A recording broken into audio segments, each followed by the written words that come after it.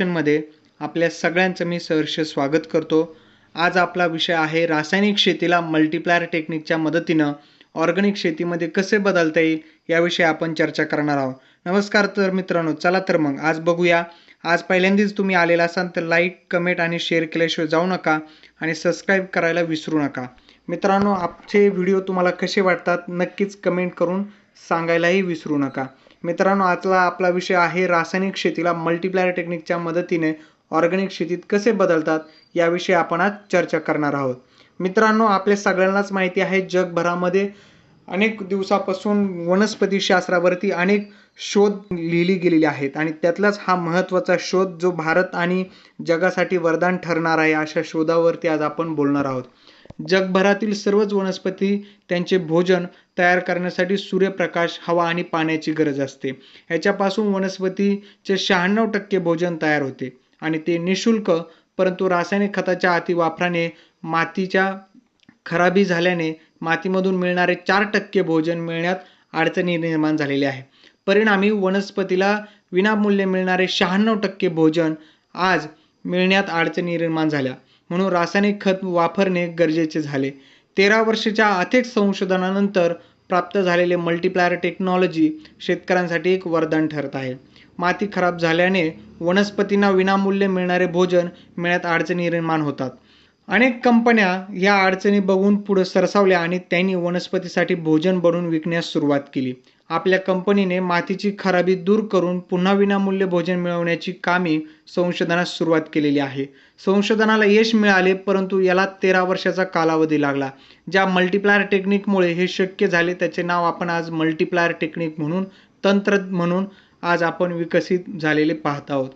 औषध याचे कार्य म्हणजे मातीतील दोषांना दूर करून मातीला उपजाऊ किंवा सुपीक बनवणे. मातीतील दोष दूर होताच आपल्या शेतीतील पिकांना अथवा फळझाडांना त्याचे गरज एवढे भोजन विनामूल्य मिळू लागते. दिवसापासून आपली शेती झिरो बजेट नैसर्गिक शेती बनते. मल्टीप्लायर शेतात वापर सुरू होताच मातीतील रासायनिक खताच्या वापराने निर्माण झालेले दोष सुद्धा दूर होतात. सुरुवातीला मातीतून पिकाला आवश्यक भोजन मिळू लागते. त्याचप्रमाणे सूर्य ऊर्जापासून, सूर्याच्या तेजापासून वनस्पती भोजन तयार करतात.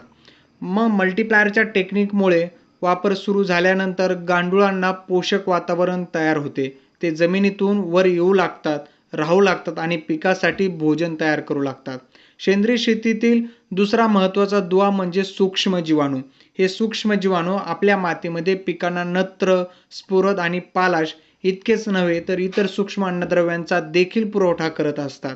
त्यांची संख्या एकदा मातीमध्ये 10 कोटी एवढी असते. मित्रांनो, आपल्या आत्ता जमिनीमध्ये जर रासायनिक शेती आपण करत आहोत तर आपली 10 कोटीची संख्या आता 2 ते 4 कोटीवरून येऊन पोहोचलेली आहे.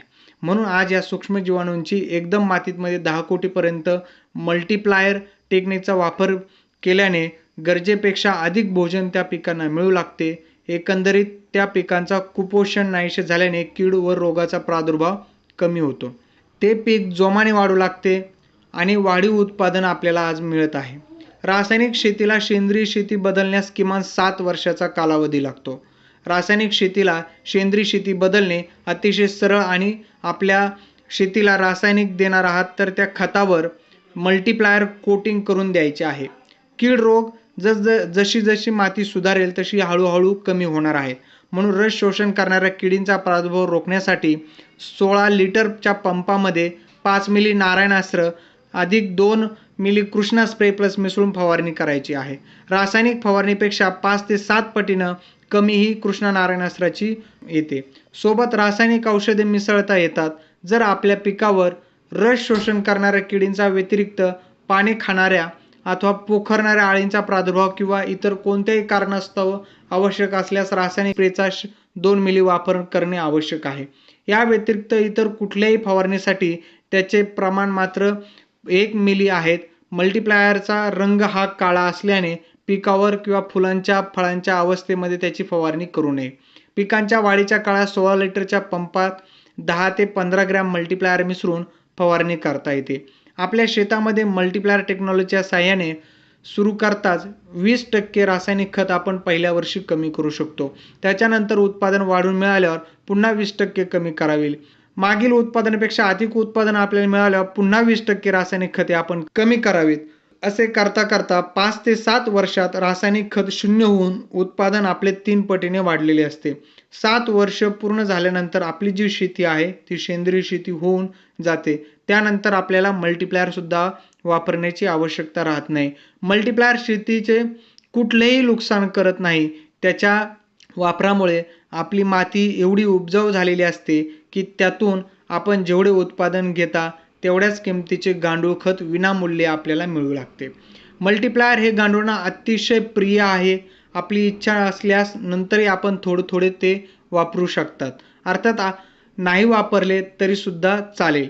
सेंद्रिय शेतीचा खरा अर्थ म्हणजे शेतीतून मिळणाऱ्या उत्पन्नात कोणाचाही वाटा असता कामा नये. उत्पादन विक्रीपासून मिळणारे संपूर्ण पैसे ज्या दिवशी घरी शेतकऱ्यांच्या येतील त्या दिवशी सेंद्रिय शेती आपण झाली असं समजू शकतो. बऱ्याच वेळा खर्च आणि इतर कीटकनाशक, इतर बुरशीनाशक याच्या वापरामुळे जमिनीतला अवाढव्य खर्च, पिकांचा अवाढव्य खर्च वाढल्यामुळे शेती करणे आता शेतकऱ्यांना परवडत नाहीये.